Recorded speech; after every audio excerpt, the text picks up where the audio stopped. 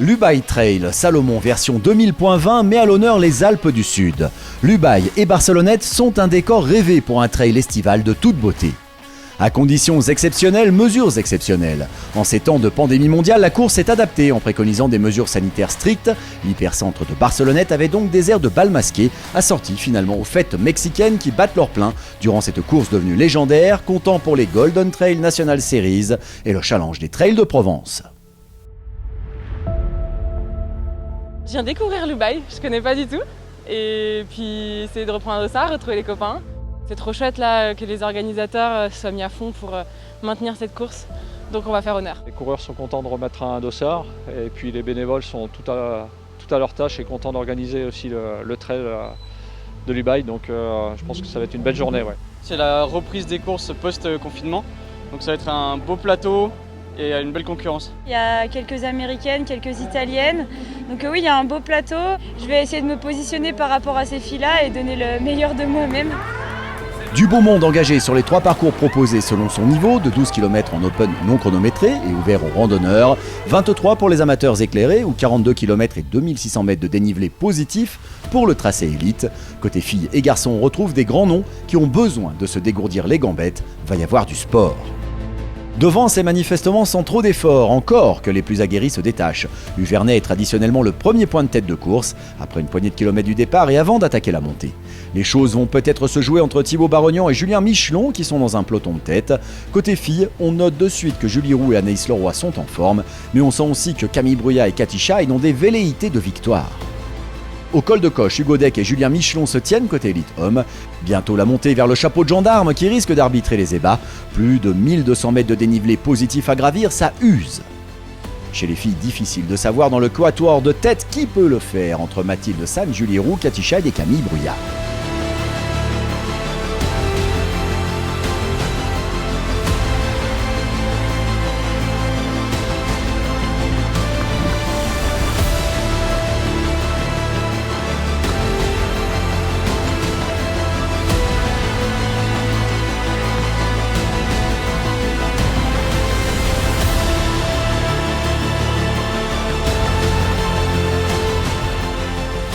C'est un parcours qui est hyper exigeant, on peut avoir de la montée raide, on a du parcours technique, on a du parcours roulant aussi. Donc il y a toutes les spécificités du trail qui sont mises à rude épreuve. La preuve en est sur le plateau qu'on a, on a des coureurs qui font de l'ultra, on a des coureurs qui sont spécifiques en skyrunning ou en trail court, on a des champions de France de trail court, on a des champions de France de KV. Donc un peu toutes les disciplines du trail sont un peu regroupées sur ce type de parcours aujourd'hui. La star du jour arrive, inamovible à vrai dire, le chapeau de gendarme, altitude 2682 mètres, est en passe d'être gravi. À cette altitude, le souffle se fait plus difficile, quel que soit son niveau. L'ascension est un défi que l'on aime se lancer.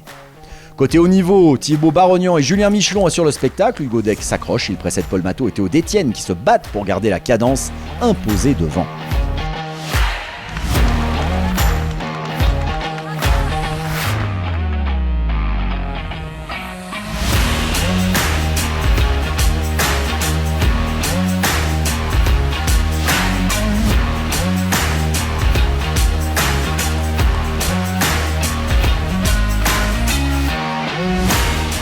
Côté femme, Mathilde Sagne ne relâche pas l'effort, Cathy Scheid non plus. Une fois le sommet franchi, 60% de la course est derrière soi, mais rien n'est encore acquis. Avec Cathy Scheid qui prend les commandes, à suivre, Julie Roux et Camille Bruyat sont décrochés. Les alpages provençaux sont arpentés sur le plateau de Gip, tous les yeux sont rivés sur les hommes en pointe du 42 km. Thibaut Barognan et Julien Michelon excellent dans le dur, en montée comme en descente. Théo Détienne, Paul Matteau et Hugo Deck à leur trousse.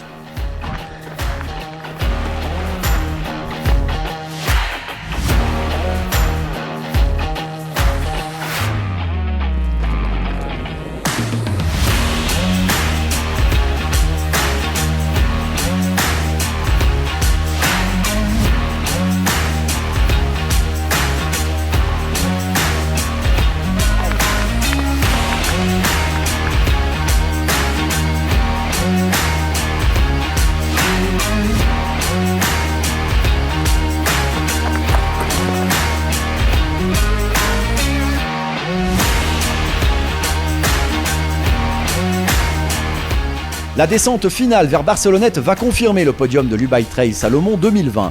Plus qu'une victoire, une fierté de passer la ligne d'arrivée pour Thibaut Barognan. Il envisageait passer la ligne avec Julien Michelon, mais ce dernier prend un point de côté à 1 km environ de la ligne. Barognan redonne tout pour l'emporter avec le record de la course à la clé, la classe. Michelon second, Théo Détienne s'installe sur la 3e marche, mais sans démériter aucunement. Ouais, c'était pas gagné d'avance vraiment. Il y avait des jolis noms, les jeunes qui poussent. Moi qui commence un peu à me dieseliser, si on peut dire comme ça. Je suis content d'avoir mis ce temps-là, de finir la bagarre avec Julien et puis finir devant. Chez les filles, Katy Scheid peut enfin relâcher l'effort. La ligne franchie et un palmarès étoffé par une course de légende. Mathilde Sagne sera sa dauphine au terme d'un affrontement sportif épique. I haven't raced since a ski race in February, so I'm just really happy to be able to race with a really good level of women today. Ainsi soit l'Ubaï Trail Salomon 2020, une version couronnée de succès pour les organisateurs et les partenaires de l'événement qui ont dû rivaliser de bonnes idées et de rigueur pour que cette édition d'un trail épique et somptueux se tienne malgré tout. Rendez-vous en 2021, là où Provence et Alpes ne font qu'un. Le Salomon Ubaï Trail, c'est 2 versions, une d'été et une d'hiver, pour 2 fois plus de plaisir. Plus d'informations, inscription sur le www.ubaï-trail.fr.